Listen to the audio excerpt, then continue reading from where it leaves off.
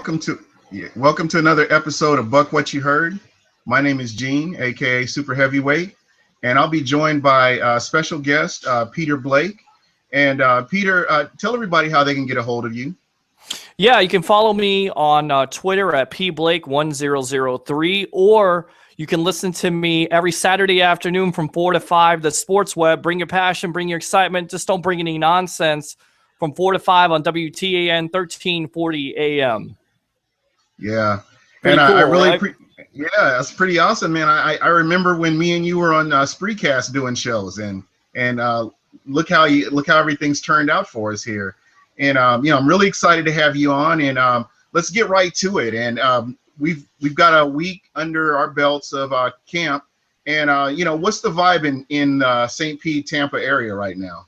I think everybody, Gene, is really looking forward to this first preseason game with the Tampa Bay Buccaneers versus the Minnesota Vikings. I know I am. Right now, it's at a fevered pitch of excitement for the Buccaneers because they want to see what Jameis Winston, what this new offense is going to do. And even though it is a preseason game, you hear down here from Lovie Smith that Jameis Winston's going to play more than one quarter or two quarters. So I think everybody down here is pretty excited about it.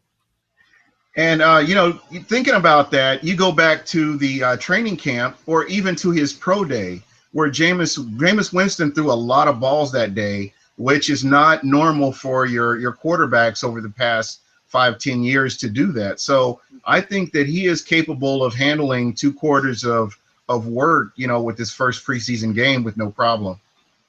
Yeah, I think the big question is, how does he go through his progressions? How does he look in the pocket? Will he know this offense? I don't expect him overnight to know it, but the reports are down here, according to Joe Bucs fan, is that Mike Evans has said that Jameis Winston has learned this offense in 2 days. So if that's true, let's see how he does. And I know one of my big questions about this Tampa Bay Buccaneer team is this new offensive line that may include two rookies. Yeah, and that's something that I'm really excited about. And we've talked about this in the past, and I've talked about this on your show. I am happy when the Tampa Bay Buccaneers can hit on a draft pick, but the fact that they've hit on Jameis Winston, Alec Marpet, and Donovan, and then we haven't even talked about the linebacker or the wide receiver. So these are players that have really contributed in the camp, and I look forward to seeing them contribute even more in preseason. This is how you build the foundation for a winning team. Yeah, and this was an offensive line that was under siege, pardon the pun, because this is called Siege the Day for the Buccaneers. Hopefully it's not Siege the Winston, because they gave up 52 sacks last year, this offensive line alone. So hopefully it improves. And I think a lot of people are looking towards this new offensive coordinator from Atlanta who worked with the same type of offensive lines and still produce results, having Matt Ryan, Julio Jones, and Roddy White. So I think, in my opinion, I'm excited about this team. I'm excited about this offense, and I think there's a lot of fans down here that feel the same way as I do. Yeah, okay. So what I'd like to get from you, because you and Sean, the Sports Don, you guys talk Bucs football, and you have been since the inception of the show. Who are the top 5 players that you are excited to see and see what they can do to help this team get back to their winning ways? Well, to me, it's Jameis Winston, number one player, because I think he's a franchise transformer. I think he's going to turn this team into a playoff team. That's right. You heard it here first. There's not another Tampa Bay sports personality that will go on here and tell you that the Tampa Bay Buccaneers are a playoff team. But I'm telling you right now, they're a 10-6 football team. They're going to turn it around. They're going to win the division, and Winston's going to be Rookie of the Year. With that being said, I'm curious to see Donovan Smith and how he does as the left tackle as a rookie on this team. I'm curious to see Ali Marpet at the right guard spot. I'm curious to see George Johnson, because you hear a lot of good things about him. And then I'm curious to see how Henry Melton works, because Lovie Smith has history with Melton. He's been a Pro Bowler before. He's going to give this Tampa Bay Buccaneer defense a lot of great rotation on the line. And I'm curious to see if Smith will use Melton and McCoy on the line together, because then I think you're going to really develop some great pass rush. Yeah, and with that being said, we have a new member of the Tampa Bay Buccaneers, and it was quite a surprise to me. I don't know about you, but when I heard that former Seattle Seahawks defensive tackle McDaniel was available, and the Buccaneers actually went out and got him. Mm-hmm. And you were telling me a little bit about a side story on how he ended up coming to Tampa. You want to touch on that a little bit? Yeah, this is in care of JoeBucsFan.com. I don't know if you follow them or go to their website, but very comprehensive Buccaneer coverage.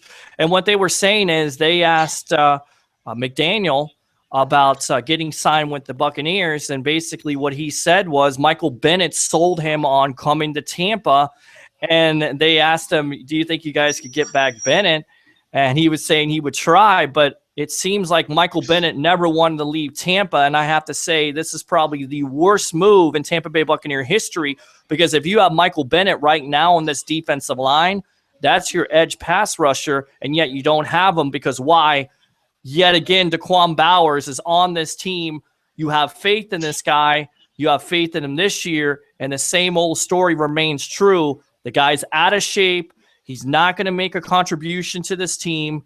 He's a bust, and you let Michael Bennett go, which is a proven pass rushing specialist. Ask Steve White, because Steve White said this a couple years ago when I was over at 10:10 a.m., that Michael Bennett was probably the best defensive lineman that nobody knew anything about. He had all this potential, and yet this organization decided to let him go for no other reason but the fact that Mark Dominic drafted Daquan Bowers in the second round. It makes no sense at all. And it would be so nice if Michael Bennett came back to Tampa. I don't know if it's a possibility because I know he's unhappy with his contract situation there. I know the Seahawks have a lot of cap trouble, and who knows, maybe it's a pipe dream. But if you could get Michael Bennett in the fold along with everything that you have on this line, that would be unbelievable. But going back to the real story here, having Tony McDaniel, he's a 10-year veteran. He's going to be a run stopper. The Seahawks cut him not because his skills deteriorated.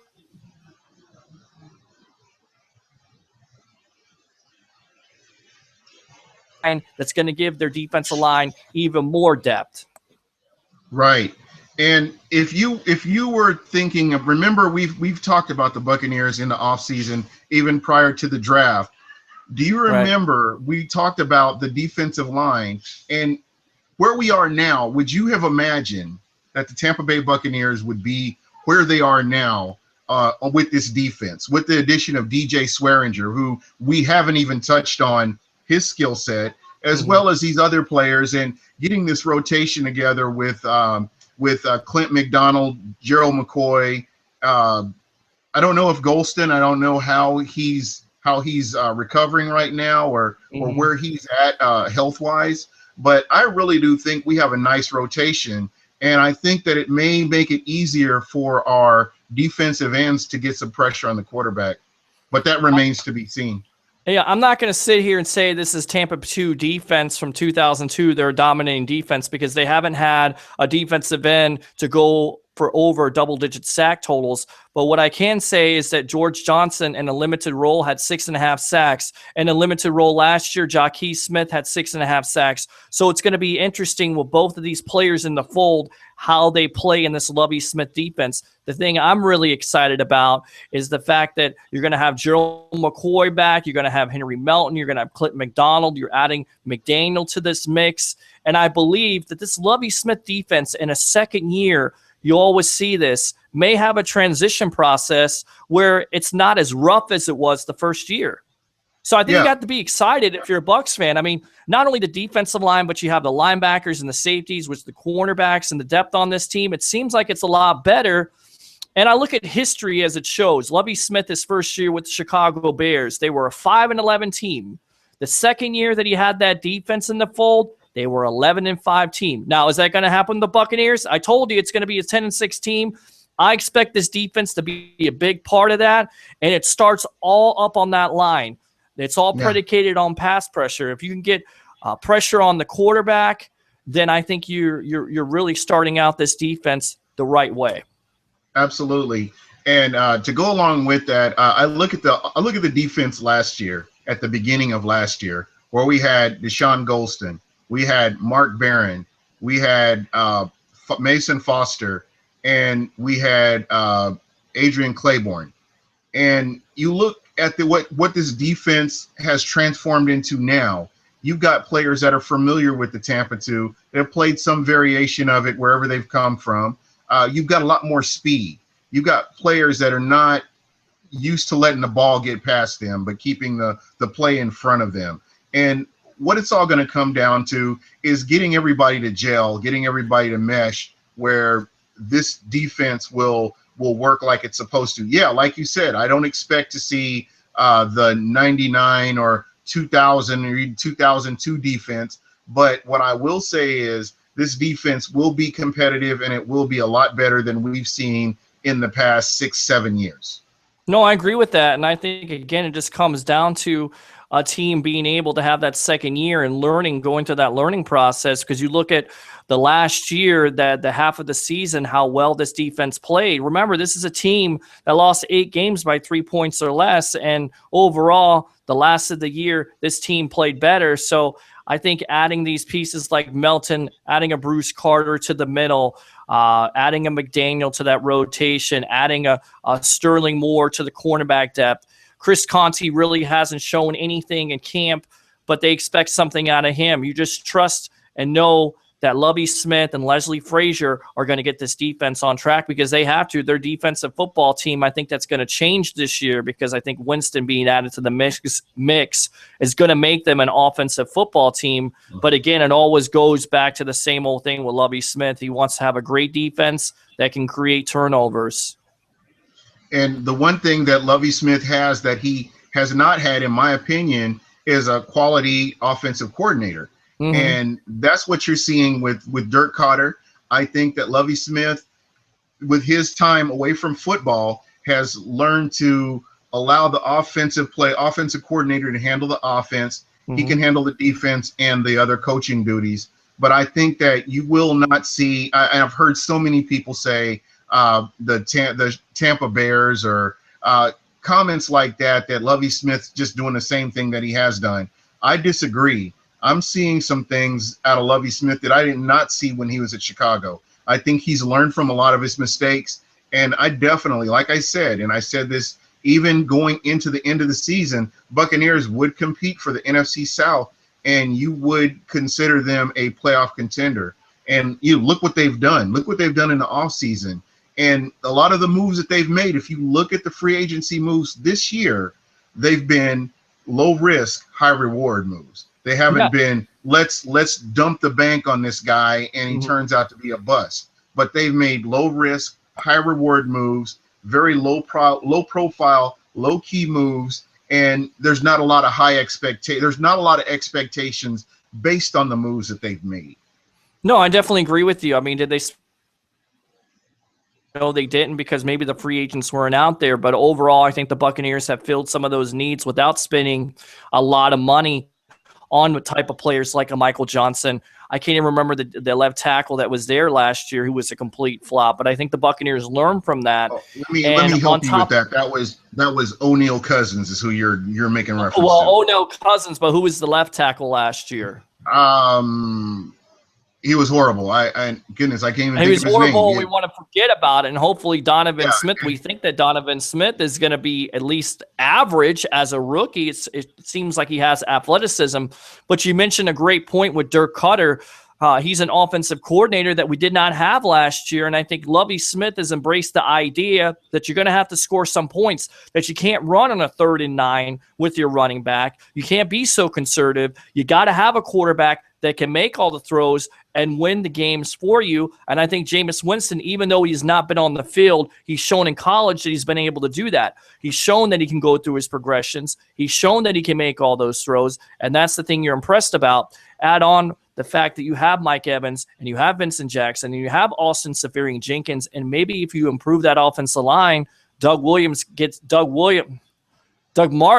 I got Doug Williams. I got quarterbacks in my mind. Doug Martin gets better with that. overall, I'm definitely. And you know what? I 100. God awful. Yeah, I 100% agree with you, man. I can't stress enough. And let me give you my top five. And number one is going to be Jameis Winston, who I feel is an instant improvement over what we've had over the past 3-4 years. Mm-hmm. I know that we've heard a lot of talk out of camp, a lot of talk from fans about the interceptions. But I tell you what, you're taking things away from our defense when our defense is a good defense compared to last year. And they're supposed to get those interceptions on a rookie. I would be embarrassed if my secondary didn't get an interception on a rookie. There's a problem. There's a big problem. I don't want to put this on the quarterback. Oh, the quarterback is great. You have to look at that defense and those players that are veterans. There aren't a lot of rookies on that defense. And they're supposed to get those plays. They're supposed to knock those balls down, like we've seen Levante David do, like we've seen Alteron Werner do, like we've seen Jonathan Banks do in this camp. So to me, it's a good sign. Jameis Winston is not scared of putting the ball in there when he thinks he can get it in there, and our defense is making plays like they're supposed to.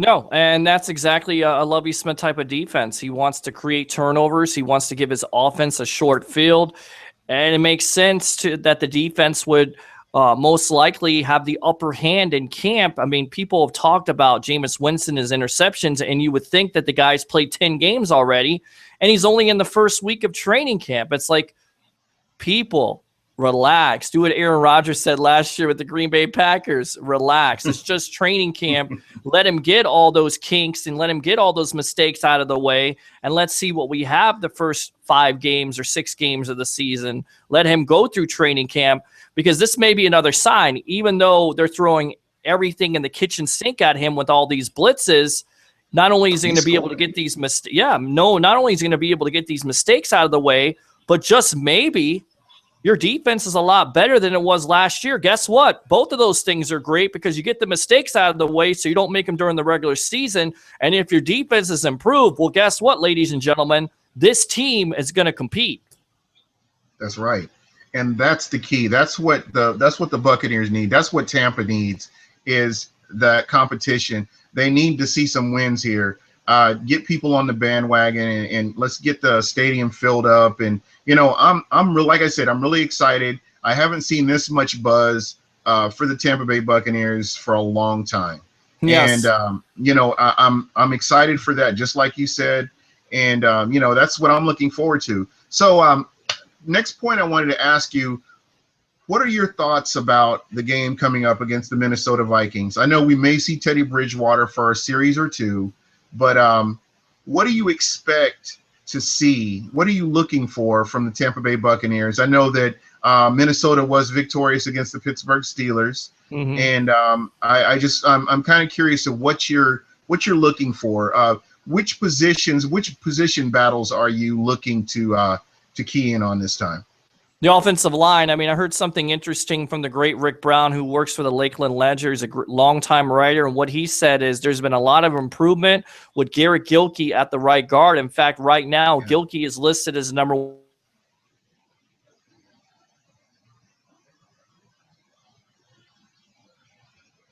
What they can do against a improved defense in the Minnesota Vikings, who I think are going to progressively get better throughout the year because of Mike Zimmer's imprint on it. I want to see if Jameis Winston can handle that pressure, because I believe the Vikings are going to blitz him. They're going to do vanilla blitzes, and he's going to have to go through his progressions. He's going to have to make the right reads. I'm curious to see that. And then I'm curious to see Doug Martin. I'm curious to see if this offense plays for a long time and the offensive line can open up some holes for him. Will you see that explosive nature that you saw a couple years ago when a guy ran for 1,500 yards? Yeah. And along with that, when you're talking about running back, I'm curious to see what Charles Sims does. We know we drafted him pretty high. I know he was injured the majority of last season, and we saw flashes of him towards the last 3 or 4 games of the season. Now, with that being said, he's got a full season of learning the playbook. Well, not the playbook, but a full season in the NFL under his belt. and he's adjusting to a new offensive coordinator, totally new offense. And let's see if he can make those catches out of the backfield, and let's see if he can really contribute. That's what I'm kind of keying in on for me, is seeing what he's capable of doing. Yeah, I mean, a third-round pick. I think he's looked upon as being a back that maybe a third down back and do some things that Doug Martin can't. Can catch the ball out of the backfield, has some explosive speed to him. I mean, a lot of people were comparing him to Matt Forte. Let's see what happens, because like you said, he did have an injury last year, Gene, to his ankle, and that really hampered him throughout the year. So let's see what these running backs are going to do, because a lot of people's minds right now, running back is a sore spot. In fact, the Buccaneers were talked about in the offseason being interested, as crazy as it sounds, in Adrian Peterson. So let's put all that to rest. Let's see if Doug Martin, let's see if Charles Sims, let's see if Bobby Rainey, who seems like he's the forgotten man on this team, can really produce and give Lovie Smith's offense a shot of adrenaline, what they needed last year that they didn't have. All right. Well, as you can tell, I'm excited about this. Yeah. Okay, ladies and gentlemen, I'm excited because I tell you right now, last year at this time we were talking about a porous offensive line. You were trying to convince me that Mike Glennon and Josh McCown, I got to give it to you, they were the quarterbacks, and you said give it some time, and I said, look, I'm telling you right now, this is disaster. But I feel like this year, along with all the fans out there attending training camp, and you see.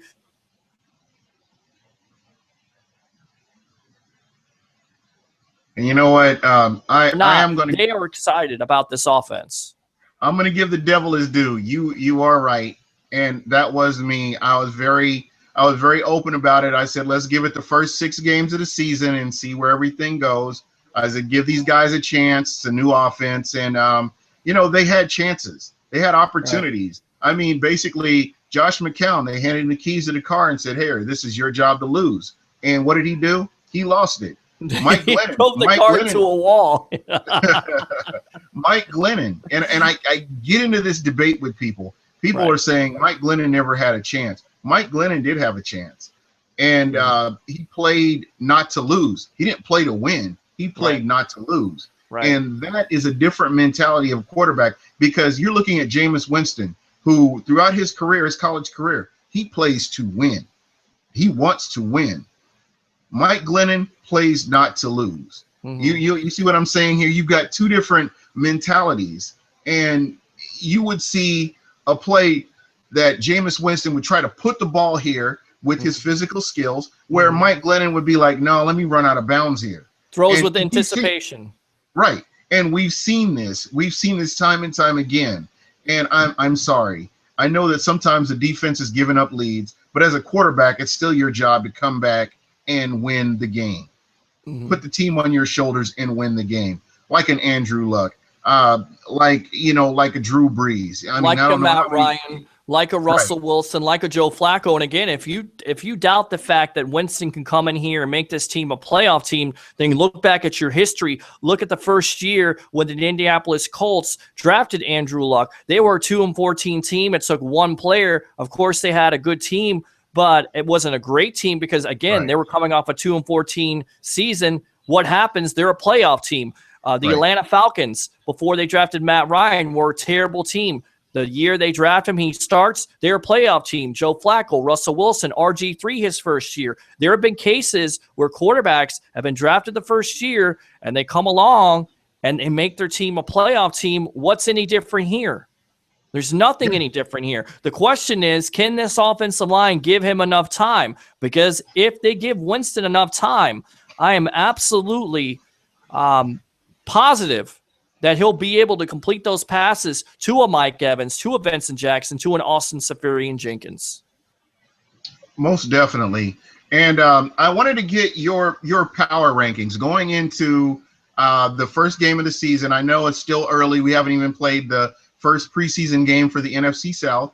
But, going in, I want to, we have our power. You've seen the power rankings for the NFL. I'd like to see your power rankings for the NFC South based on the moves that have been made in the offseason. Well, my power rankings for the NFC South right now, I got the Tampa Bay Buccaneers at number 1. I know that May shock a lot of people. A lot of people may say I'm a fan. I don't care what you have to say. I'm telling you right now, the Bucs are going to win this division because of having a second-year Lovie Smith's defense and adding Winston. Number 2, I think the Carolina Panthers right now, with Cam Newton back fully healthy, with some of the moves they made in the offseason, having Devin Funchess, always having that pretty good defense with Kuechly. I think they're going to be in the mix. The third team, I think, is the Atlanta Falcons. They had one of the worst defenses last year. They add Dan Quinn from Seattle. It seems like they're becoming a physically opposing team. You still have Matt Ryan. You still have Julio Jones. That defense you think may improve because they've done some things in the offseason and in the draft. And I think the New Orleans Saints right now are the last team in this division, and this is why. Anytime you get rid of the number 1 weapon in Jimmy Graham, and Drew Brees is not happy about it, that's not a good thing. On top of that, that's still one of the worst defenses in the NFL they had last year. On top of that, can Mark Ingram repeat what he did last year? I'm not so sure. And I'll even make this bold prediction. If the New Orleans Saints finish last in this division, I think there's going to be a lot of talk of Sean Payton being out of here, because ever since they won their Super Bowl, they really have not done anything after that. I mean, couple playoff appearances here and there, but I think there's some people kind of tired of Sean Payton because, look, last year, Drew Brees lost a lot of games in the fourth quarter for the New Orleans Saints, and his skills seem like they're regressing. So what do you do as an organization? You get rid of his top weapon and Jimmy Graham? That doesn't seem to make sense. Marcus Colston could be on the PUP list. It seems like he's kind of washed up. You have Brandon Cooks. You added C.J. Spiller, who's explosive when he can stay healthy, but the key word is healthy. So I'm not sure if the Saints are anything what they used to be. That's just my opinion. Yeah. And, I mirror your power rankings. I did in the beginning. Great minds think alike. I'll be honest with you. I did have Carolina first because they've gone to the playoffs. They've repeatedly gone to the playoffs. Right. They have consistency in the front office, in the coaching, in pretty much everything with the exception of running back. Mm-hmm. I think that that's questionable. So for me, I do have Tampa, number 1. I do have Carolina Panthers, number 2, because they are the returning champions and they are the model of consistency in the NFC South. I do have the Atlanta Falcons. I think they can do nothing but go up. Julio, as long as you have a Julio Jones and, this new head coach that's come in and Matt Ryan, I think that they will always compete. So I do have them at the number 3 position. And number 4, I do have the New Orleans Saints. I think that, to go along with what you said, I've seen Drew Brees's, it looks like his skill set has kind of eroded. I know he's throwing for a boatload of yards, but with his number 1 weapon out, it just remains to be seen what they can piece together with the salary cap issues that they continually have year after year, and they are able to get a free agent here and there, but they're just not able to put it all together. I just don't see them competitive this season, but I may be wrong. So those are my picks. And I did want to, at the end of the show, I know that we plan on going 30 minutes. We've gone a little bit over, but I did want to touch on this. The franchise that has really disappointed me is the San Francisco 49ers. Agree. And I know a lot of people may not agree with this, but the turnover in one season is historic. I have looked at their schedule because I have a couple of friends that are 49er fans, and I can only maybe see 3 to 4 games that they win this season. And that is horrible. I think they could possibly be the worst team in the NFL because of the turnover that you talk about. I mean, you get rid of Jim Harbaugh, who's one of your winningest coaches. He takes the 49ers to 3 consecutive NFC championships, 1 Super Bowl appearance, really designed this offense around Colin Kaepernick. You have all these retirees. You have the linebacker retired, Patrick Willis, Moreland, Justin Smith retiring, now Aldon Smith. I mean, where's the talent at? You had talent and depth, and now it's all gone. On top of it, you're losing your coach, and you hire what was that, defensive line coach or linebacker coach over a Yeah. defensive coordinator. I don't understand what the 49ers are doing at this All right. juncture, but it's not great. And I'll give you some more inside information. I have somebody close to this 49er organization that said that anytime and every time Aldon Smith was at practice or any before that in his daily life, he was always tanked unless he had to be tested. So right there should show you that Smith has a lot of problems. And people, stop all this crap about the Buccaneers should sign Aldon Smith or a team out there should sign Aldon Smith. Aldon Smith has to get his life together. He has some major, major problems. And until he does that, if I'm an NFL franchise, I'm not touching him. I'm just not. I'd avoid him like the plague. Yeah. I'm right there. I'm right there with you. But for me, that's been my disappointment of the season, was just watching this 49ers team. And it's not fair to the season ticket holders or the fans. I don't know if they're trying to tank this season and get a head coach and possibly get somebody else in the draft. I'm not sure what they're trying. I know the retirements are unexpected, but with this team, just some of the moves that they've made, and in the offseason, they're sitting there with $20 million plus in cap room, and they haven't been able to do anything. Yeah, I guess they're depending on Reggie Bush and they're depending on Carlos Hyde. Those are both injury risk. Colin Kaepernick had a down year. I mean, it's not like they had such a terrible year where you fire your coach. I get it. He wanted to go to Michigan, but you kind of forced him out in this situation. Yeah. You forced him out, and he was one of your winningest coaches in history, and I just don't understand it. This is just a case of a general manager and owner thinking they have more responsibility of this team when really, and most likely, was Jim Harbaugh, who mostly did all this, had everything to do with their success. Absolutely, because if we look at the previous head coach, I cannot think. Please help me with this. What is his name? Mike Singletary, the guy who couldn't play with Vernon Davis. I can't play with this guy. I can't coach him. Well, Jim Harbaugh seemed like he could coach him pretty well. Yeah. So, made him into a Pro Bowler. Yeah, and Mike Singletary is a Hall of Famer. I mean, high football IQ, but he was unable to do anything with his team. And then enter Jim Harbaugh, who turns Alex Smith, who they're talking about getting rid of, turns him around and makes him into a great player. I think that Alex Smith should send a part of his check over to Harbaugh in Michigan, for helping him to get that big contract with Kansas City. Because if Harbaugh doesn't enter the picture, Alex Smith doesn't get that big money contract. And then you look at the decision in 2012, I believe, at the middle of the year when Alex Smith goes 11 for 11 with completion percentage on Monday Night Football, gets hurt, and he has the foresight to put in Colin Kaepernick, and Kaepernick does nothing but throw touchdowns, add excitement.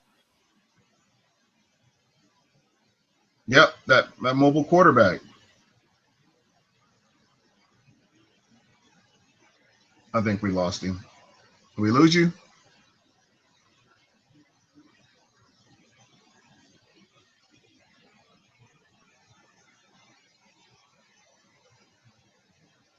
Oh, he'll be back on. And so basically that was what I was looking at, was the San Francisco 49ers. I'm really, like I said, disappointed in them. But our thing here, we talk about Bucs football. We do talk about NFL football as well. So there are a lot of different scenarios that we'll see. So I just wanted to kind of talk about what we'll be doing here in the future with Buc What You Heard. We're going to try to do the show on Saturday afternoon. We're moving it to Saturday afternoon permanent to see if we can, get some consistency here. We will have some different guests on, but Peter Blake has been doing sports. He's been doing Tampa Bay Bucs sports for a long time, and he's somebody that I respect his opinion. We did last year. I know we were joking around, and you heard him take shots at me earlier about me picking the McCown and Glennon to do well with this Tampa Bay offense. But because I was giving him grief about Johnny Manziel, back in the day. But in all honesty, Peter Blake was the one who had the insight to say that Jameis Winston was going to be a Buccaneer. And he said this even back before the national championship game. He said this back before the playoffs for college.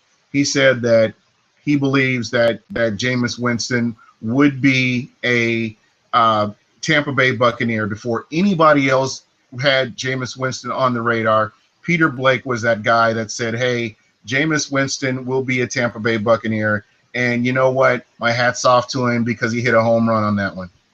Thank you very much. I appreciate that. We had a little bit of technical difficulties here with the system here on the computer. I have no idea what's going on, so I had to get back on. But I appreciate that shout out. Yeah, no worries. And please, if you can get a chance, tune in to Tan Talk Radio. And Peter Blake's show is at 4 o'clock Eastern. Please, if you can call in. It's totally a sports show. The thing I like about his show, unlike some of the other talk radio, and I'm not taking any shots at anybody, but he doesn't talk down at people, and he really gets that message out there, and he gives everybody a chance to talk because it is a fan show. So if you do get a chance, Saturday afternoon, 4 p.m. Eastern time, give him a call. Peter, what's that number? Yeah, 727-441-3000 or 866-826-1340. Of course, if you're listening online, tantalk1340.com. If you have a handy-dandy smartphone, make sure you download the TuneIn Radio app. Look for the Tan Talk Radio Network. That's another way to listen to us. And you're right. Bring your passion, bring your excitement. Just don't bring any nonsense. It's a sports web with yours truly, Peter Blake, along with Sean the Sports Don, Angie Fox, and PJ Whitaker sometimes. But most of the time, it's yours truly, along with Sean the Sports Don. And we have a lot of good times there. And we definitely invite the fans to talk football and talk whatever sports you want to talk about. We don't care if you're a Bucs fan, if you're a Raider fan, if you're a Jets fan, if you're a Bears fan, if you're even a Cowboy fan, we'll talk football with you anytime on Saturday afternoons from 4 to 5. All right. Well, that should wrap it up for us today. And hey, Peter, thanks a lot. And like I was telling the listeners, we will be doing this right after your show on Saturdays.